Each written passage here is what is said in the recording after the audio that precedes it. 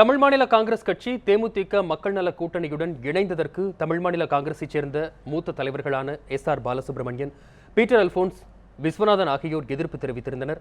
இதனால் தமிழ் மாநில காங்கிரஸை விட்டு அவர்கள் வெளியேறலாம் எனவும் கூறப்படும் நிலையில் அதிருப்தியாளர்கள் செல்லும் இடங்களிலாவது விசுவாசமாக இருக்க வேண்டும் என்று ஜி.கே. வாசன் தெரிவித்துள்ளார். சிவகங்கை அருகே செய்தியாளர்களிடம் பேசிய அவர் இதனை தெரிவித்தார். மக்கள் நல கூட்டணியுடன் கைகோர்த்ததற்கு அதிருப்தி தெரிவித்தவர்களின் கருத்துக்களையும் அதற்கு ஜி.கே. வாசன் அளித்த பதிலையும் இப்போது பார்க்கலாம். அனைத்து கூட்டங்களிலேயும் ஒரு விஷயம் தெளிவாக வந்தது. கூட்டணி என்பது அண்ணா திராவிட முன்னேற்ற கழகத்தோடு தான் இருக்க வேண்டும் என்று அத்தனை பேரும் தெளிவாக சொல்லியிருந்தார்.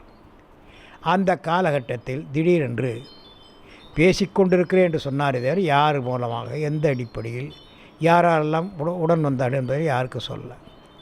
திடீரென்று 2 நாட்களுக்கு முன்னால் காலையிலே வாசன் தொலைபேசியிலே தொடர்பு கொண்டு முடிந்து விட்டது என்று சொன்னால், என்ன முடிந்து விட்டது என்று கேட்டேன்.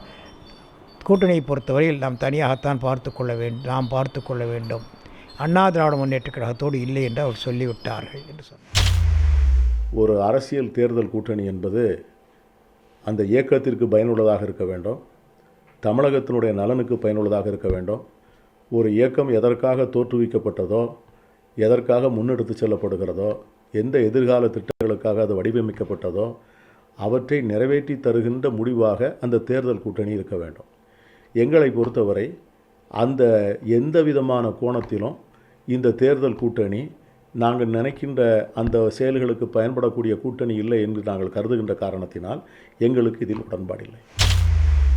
காமராஜ் தான் எங்களுடைய மாடல்.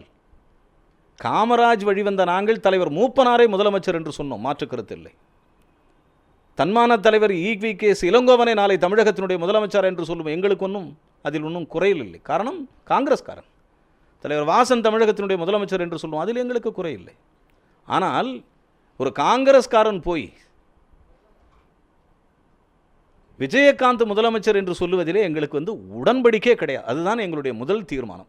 அந்த அடிப்படையில் தான் எங்களை போன்றவர்கள், அருமை அண்ணன் பீட்டர் அல்போன்ஸ் போன்றவர்கள், ஐடி அரசன் போன்றவர்கள், ஊராட்சி மன்ற தலைவர்கள், காங்கிரஸ் கட்சியினுடைய இளைஞர் காங்கிரஸ் தலைவர்கள் எல்லாம் பெரும்பான்மை நபர்கள் ஒரு முடிவு எடுத்திருக்கிறோம்.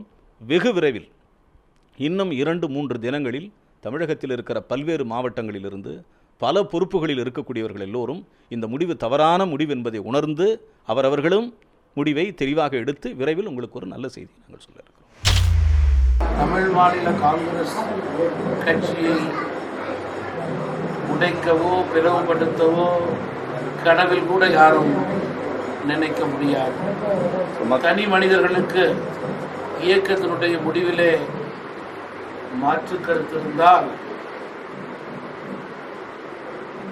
அவர்கள் செல்லும் இடங்களிலாவது விசுவாசமாக இருக்க வேண்டும் என்பதுதான் என்னுடைய வேண்டுகோள்.